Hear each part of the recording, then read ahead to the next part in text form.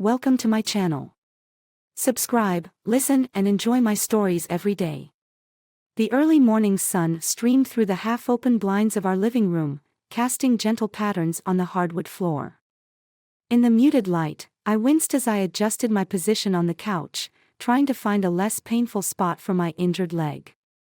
I had twisted it badly during our last yoga session, the kind of twist that makes you question your decision to ever engage in that kind of physical activity again. Sarah and I had been committed yoga partners for years. It was our shared ritual, our way of connecting. She had already packed her mat and water bottle, ready for her solo class today, and I had insisted she go without me. "Don't let my misfortune keep you from your routine," I had said, trying to mask the annoyance of being sidelined. As she left, she gave me a quick kiss and a reassuring smile. "I'll be back soon. Take it easy, okay?" she said. "Sure thing," I replied, watching her head out the door. The front door clicked shut behind her, and I settled back, hoping the pain would ease by the time she returned. It wasn't long before an insistent, thumping bass filled the air. My eyes snapped open, and I strained to identify the source of the noise. It was coming from the neighbor's apartment, a few doors down. I gritted my teeth. The last thing I needed was a party to disrupt the quiet I had hoped to enjoy. The pounding music persisted, a rhythmic assault that seemed to invade every corner of my head. I struggled to my feet, leaning heavily on my crutches. The noise was unbearable. The least I could do was ask the neighbor to turn it down. I grabbed my crutches and made my way to the door, each step a reminder of my current predicament. With a sigh of frustration, I stepped into the hallway and hobbled towards our neighbor's apartment. The music grew louder as I approached. I knocked firmly, but the noise drowned out any response. I tried again, pounding on the door with more urgency. A few moments later, the door swung open, revealing Greg, our neighbor. His face was flushed, his eyes slightly glazed. And he wasn't alone. A woman stood beside him, her lips locked with his in an intimate embrace. The shock of the scene stopped me dead in my tracks. I blinked, trying to make sense of the tableau before me. The woman pulled away from Greg, her gaze flickering from him to me with a mixture of surprise and guilt. Then it hit me, this wasn't just any woman. It was Sarah. "John." Sarah's voice was a mix of panic and awkwardness. She fumbled to compose herself, but it was too late. The damage was done. "What the hell is going on here?" I demanded, my voice strained with a mix of anger and disbelief. I struggled to maintain my balance on the crutches, my injured leg throbbing in protest. Greg stepped forward, his face a mask of embarrassment. John, it's not what it looks like." "Not what it looks like?" I interrupted, my voice rising. "Is that supposed to be some sort of excuse?" Sarah's cheeks burned red. "John, please, let me explain." "Explain what, Sarah?" I cut her off. "Explain how you've been cheating on me with our neighbor." Sarah's eyes welled up with tears. "I didn't mean for this to happen. It just did." "Did it, Sarah? Did it just happen?" I shot back. "It seems pretty deliberate to me." I turned on my heel and began to hobble back towards my apartment, the crutches thudding with each step. I could hear Sarah's desperate pleas behind me, but I didn't stop. My mind was a whirlwind of anger and betrayal. This wasn't just about a broken leg anymore. It was about my life being shattered. Back in my apartment, I collapsed onto the couch, my injured leg throbbing with the weight of emotional and physical pain. The music from Greg's party was still faintly audible, a bitter reminder of the chaos that had just unfolded. I needed to process what had happened. It wasn't just about confronting Sarah anymore. It was about reclaiming control over my own life. And right now, revenge seemed like the only thing that could provide me with any sense of justice or closure. I pulled out my phone and began drafting a plan. This wasn't just about ending a relationship, it was about dismantling the life Sarah had built on deceit. As I typed out the steps I needed to take, a cold resolve settled over me. I would not let this betrayal go unanswered. The doorbell rang again, a shrill interruption. I looked up, my heart pounding. Who could it be? I hoped it wasn't Sarah again, seeking forgiveness I wasn't ready to give. I hobbled to the door and peeked through the peephole. To my surprise, it wasn't Sarah. It was Greg, looking sheepish and uncomfortable. I hesitated for a moment, then opened the door.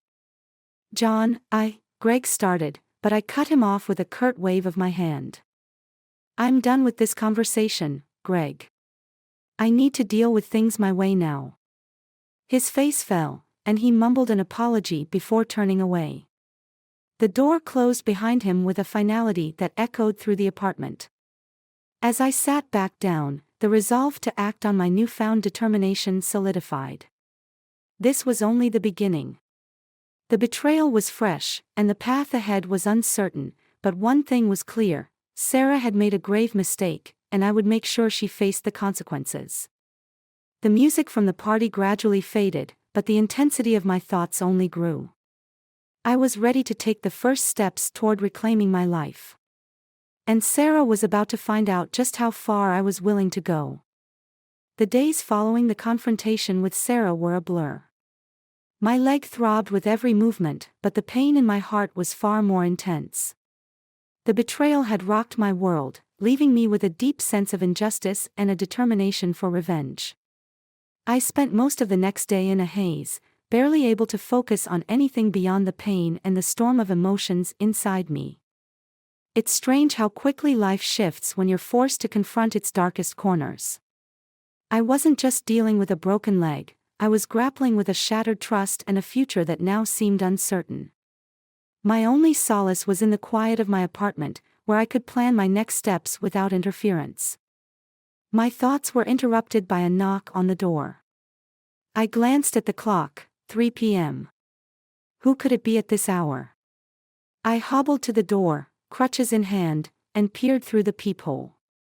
To my surprise, it was Emily, my old college friend and now a local journalist. "John," she called through the door. "Are you there?" I opened the door, surprised and relieved to see a familiar face. Emily's presence was a welcome distraction from the whirlwind of my recent discoveries. Her bright eyes softened with concern as she took in my appearance, disheveled, exhausted, and still in pain. "Emily, what are you doing here?" I asked, trying to mask my surprise with a weak smile. "I heard about the incident with Sarah." "I'm so sorry, John," she said, stepping inside. She quickly noticed the crutches and the pained expression on my face. "What happened?" I gestured for her to sit on the couch. "It's a long story. I twisted my leg during yoga, and while I was home nursing the injury, I discovered that Sarah was cheating on me." Emily's eyes widened. "With Greg? Our neighbor?" "Yeah," I said bitterly. "It was a mess. I don't even know where to start." Emily's journalist instincts kicked in. "Do you want to talk about it?" I could help, maybe offer some advice or just be here to listen. I appreciated the offer, but I needed more than just a sympathetic ear. I needed to take action. "I'm not sure what you can do right now, but I'm planning on confronting Sarah and dealing with this. I just don't know how yet." Emily nodded, understanding the gravity of the situation. "Well, let me know if you need anything. I'm here for you." As she left, promising to check in soon, I was left alone with my thoughts once again. The plan was to confront Sarah, but I needed to gather evidence and support to ensure she couldn't easily escape the consequences of her actions. Later that evening, the doorbell rang again. This time, it was an envelope slid under the door. I hobbled over and picked it up, noting the handwriting was unfamiliar. Inside was a note. "John, I know what happened. We need to talk. Meet me at the cafe on Fifth Avenue tonight. Lena. My curiosity was piqued. Who was Lena? I didn't recognize the name, but the urgency of the message and the knowledge that someone else knew about the situation made me uneasy. I had to go. By 7 p.m., I was at the cafe, nursing a cup of coffee and trying to make sense of the note. The place was dimly lit, with a cozy atmosphere that seemed to clash with the tension I was feeling. I waited, scanning the entrance for anyone who might fit the description of Lena. A woman walked in, her demeanor confident and commanding. She was tall, with dark hair pulled back and a businesslike air about her. She scanned the room and spotted me. With a determined stride, she approached my table. "You must be John," she said, extending her hand. "I'm Lena. Thanks for coming." I shook her hand, feeling a mix of apprehension and curiosity. "What's this about?" Lena sat down and leaned forward. "I know what happened with Sarah and Greg. I have some information that might be useful to you." I raised an eyebrow. "Information? How do you know about this?" Lena's eyes narrowed slightly. "Let's just say I have my sources. Sarah's not exactly the most discreet person when it comes to her private life. I've been following the situation, and I think we can both benefit from working together." I was skeptical but intrigued. "Why would you want to help me?" Lena's expression was serious. "Because I don't think what Sarah did is right, and I have my reasons for wanting to see her face consequences. Besides, I'm a private investigator. This is what I do." The revelation struck me. "You're a PI. Why didn't you say so earlier?" "Confidentiality and all that," Lena said with a slight smile. "But let's focus on the matter at hand. I've gathered some evidence about Sarah and Greg's affair. I think it might be just what you need to ensure they face the consequences." My interest was piqued. "What kind of evidence?" Lena pulled out a folder from her bag and slid it across the table. "Photos, phone records, some incriminating texts. I think you'll find it helpful in making your case." I opened the folder, flipping through the contents. The evidence was overwhelming, and it confirmed what I already knew but needed to solidify. "This is exactly what I needed." "Thank you." Lena nodded. "Remember, though, this isn't just about revenge. It's about making sure justice is served. Sarah's actions had real consequences, and I want to see them addressed." We spent the next hour discussing the details and strategies for confronting Sarah. Lena's expertise and the evidence she provided gave me a renewed sense of purpose. I wasn't just planning revenge anymore, I was preparing to hold Sarah accountable for her actions. As I left the cafe, the cool night air felt refreshing, and the weight of uncertainty seemed lighter. Lena's involvement added a new dimension to my plan, and for the first time since the betrayal, I felt a glimmer of hope. I was determined to see this through, no matter where it led. The confrontation with Sarah was looming, and I was more prepared than ever. But as I headed home, I couldn't shake the feeling that there was more to this story than I had yet uncovered. The following morning, the haze of anger and betrayal had solidified into a clearer plan. My confrontation with Sarah was imminent, and I needed to make sure I was ready. Lena's evidence was a powerful tool, but I had to be strategic about how I used it. My phone buzzed with a new message as I was preparing to leave the apartment. "John, it's Emily. I've been doing some digging. Let's meet. I think I've found something important." I was intrigued. Emily had always been resourceful, and her skills as a journalist might be just what I needed. I replied, agreeing to meet at the same cafe where Lena and I had talked the night before. When I arrived, Emily was already seated at a corner table. Her expression was serious, and she gestured for me to sit down. I took the seat opposite her, my crutches propped up against the chair. "What did you find?" I asked, my voice tinged with impatience. Emily slid a folder across the table. I've been following up on Sarah and Greg's activities. I came across some interesting information that could help us. I opened the folder, scanning the contents. There were receipts, a list of places Sarah had visited recently, and a series of photographs. One image caught my attention: Sarah and Greg leaving a hotel together. "This is exactly what we need," I said, my eyes narrowing. "But why did you decide to dig into this?" Emily's eyes met mine, filled with a mix of sympathy and resolve.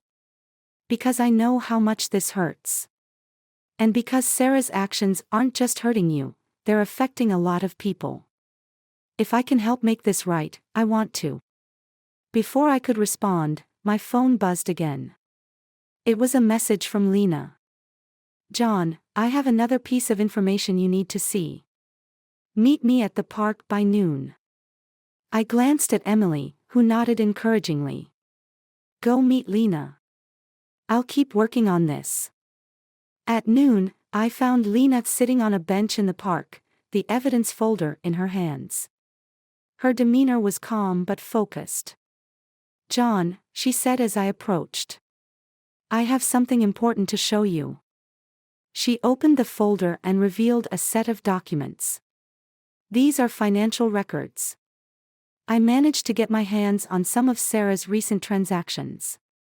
It looks like she's been spending a lot of money that doesn't seem to come from your joint account." I studied the documents, my frown deepening.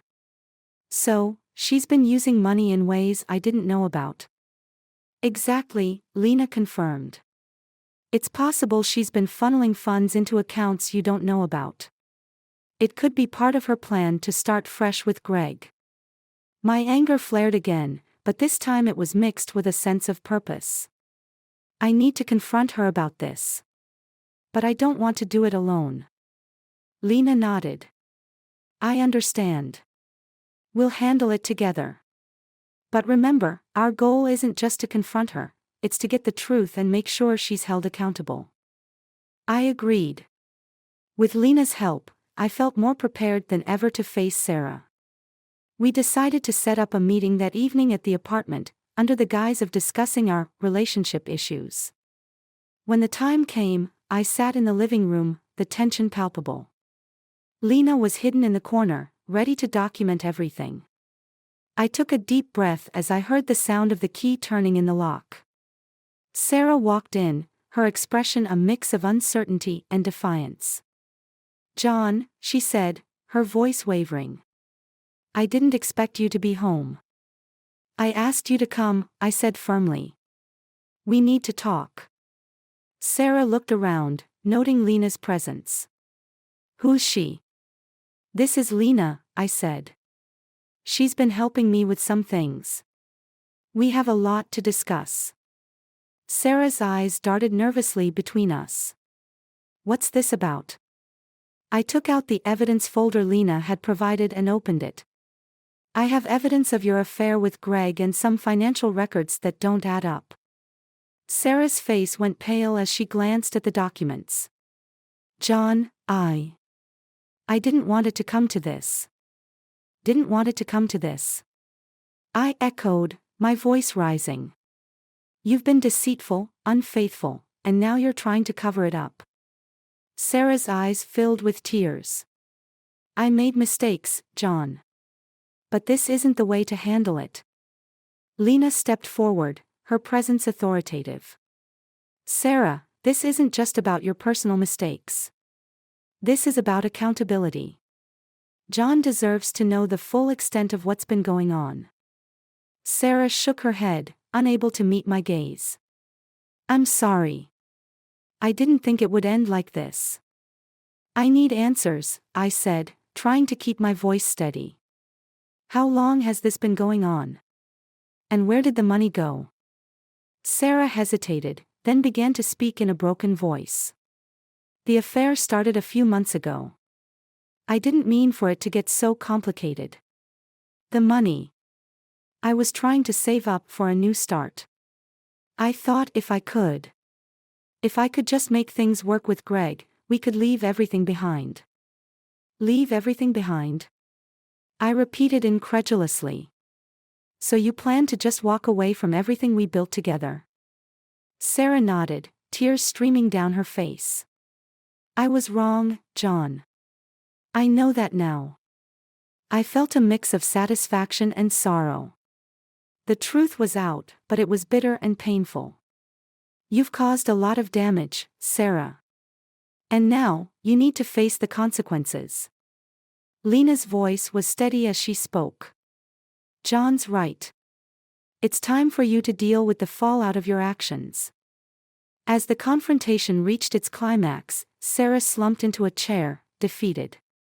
The realization of her mistakes was evident, but it did little to alleviate the pain of betrayal. With the truth laid bare, I felt a strange sense of finality. The path ahead was still uncertain, but at least I had taken the first step toward reclaiming my life. Sarah's departure from the apartment was quiet and subdued, a stark contrast to the turmoil she had caused. Lena and I were left alone, the weight of the evening's events settling over us. Thank you for your help, I said, my voice tired but sincere. Lena nodded. It's not over yet. There are still legal and financial matters to address. But we're on the right track. As the door closed behind Sarah, I couldn't shake the feeling that this was just the beginning. The confrontation had been a crucial step, but there was more to unravel, more to confront. And I was determined to see it through to the end, no matter where it led. The days following the confrontation were a whirlwind of legal battles and emotional turmoil. Sarah had left, and the apartment felt emptier than ever. The process of untangling our lives was exhausting, and though I had tried to stay focused on moving forward, something gnawed at the edge of my thoughts. Lena and Emily remained supportive, but the full picture of Sarah's deception was still incomplete. One chilly morning, as I sorted through documents and bank statements, I received an unexpected call from Lena. Her voice was urgent and edged with a note of apprehension. John, I need you to come to my office. There's something you need to see. It's important. I agreed without question, my heart racing with a mix of anxiety and curiosity. When I arrived at Lena's office, she greeted me with a solemn expression. Thanks for coming on such short notice, she said, leading me to a small conference room. I've uncovered something that might change everything. We sat down, and Lena opened a folder filled with new documents. Her demeanor was serious as she began to explain. I've been digging deeper into Sarah's finances and her recent activities. At first, it seemed straightforward, a typical case of infidelity and financial mismanagement. But then I found something unusual. I leaned forward, my eyes fixed on Lena. What did you find? Lena pulled out a series of email printouts. Sarah's email account was connected to several other accounts, including a private investigator's services and a financial consultant. I initially thought these were for her cover-up, but then I found a set of communications between Sarah and someone named Michael. The name Michael struck a chord. I remembered Sarah mentioning a business associate by that name. Lena continued, these emails reveal that Sarah wasn't just acting on her own. Michael was helping her orchestrate everything, manipulating the situation, diverting funds, and even feeding misinformation. My mind raced. So, Sarah wasn't entirely responsible for all of this? Not exactly, Lena said. Sarah made the choices, but Michael was pulling the strings behind the scenes. It's clear that he had his own agenda and used Sarah's vulnerabilities to exploit her. Why would he do that? I asked, trying to piece together the puzzle. Michael had financial motives, Lena explained. He was trying to gain control over Sarah's assets and manipulate the situation for his own benefit. It was a well-orchestrated scheme. The realization hit me like a ton of bricks. The betrayal wasn't solely Sarah's fault. Michael's involvement had added a layer of manipulation and deceit that made the entire situation more complex and sinister. What do we do now? I asked, feeling a mix of anger and frustration. I thought we were finished with all this. Lena's face was resolute. We need to confront Michael and expose the full extent of the deception. Sarah needs to know she was used, and we need to ensure Michael faces consequences for his actions. With Lena's support, I reached out to Sarah, asking her to meet once more. It was a difficult decision, but I felt it was necessary to confront her with the new information and give her a chance to understand the full truth. That evening, Sarah arrived at my apartment, looking weary and worn. Her face was a mask of guilt and confusion. I had arranged for Lena to be present, prepared to provide any additional evidence and support. "John," Sarah began, her voice trembling. "I didn't expect to hear from you again." "We need to talk," I said firmly. "There's more you don't know about what's been happening." Sarah's eyes widened as Lena stepped forward, holding a set of documents. "Sarah, we've discovered that Michael has been manipulating you. He used your situation to his advantage, diverting funds and feeding you false information." Sarah looked at the documents in shock. "Michael? But why?" "Michael had his own agenda," Lena explained. "He wanted to gain control over your assets and exploit your personal issues for his benefit. He's been working behind the scenes to orchestrate this entire situation." Tears streamed down Sarah's face as the realization sank in. "I didn't know. I was so blinded by my own mistakes that I didn't see the bigger picture." "We've all been deceived," Lena said, her voice filled with sympathy. "But the truth needs to come out. Michael's manipulation needs to be exposed." Sarah nodded, her expression a mix of regret and resolution. "I'll cooperate with whatever needs to be done. I just want to make this right."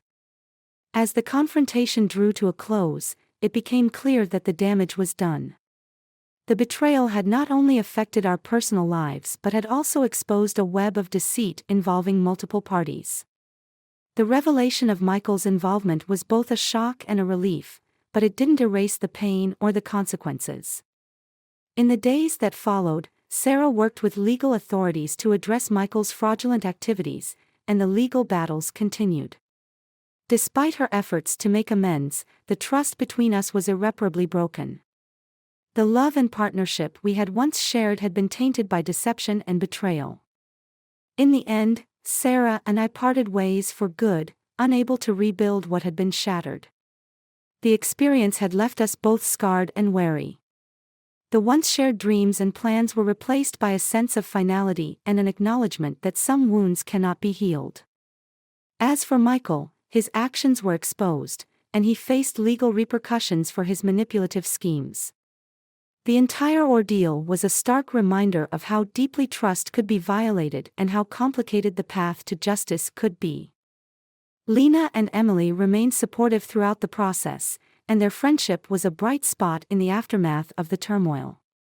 They helped me navigate the complexities of the situation and provided much-needed solace during a difficult time. Looking back, the journey had been filled with unexpected twists and revelations. The final truth had emerged, but it came at a cost. The experience had taught me about the depths of deception and the importance of confronting the truth, no matter how painful it might be. As I moved forward, I was determined to rebuild my life, knowing that while some relationships may be irreparable, the lessons learned would guide me towards a future that was more honest and true. The story of betrayal, deception, and eventual resolution had come to an end, but its impact would linger, shaping the way I approached trust and relationships in the years to come.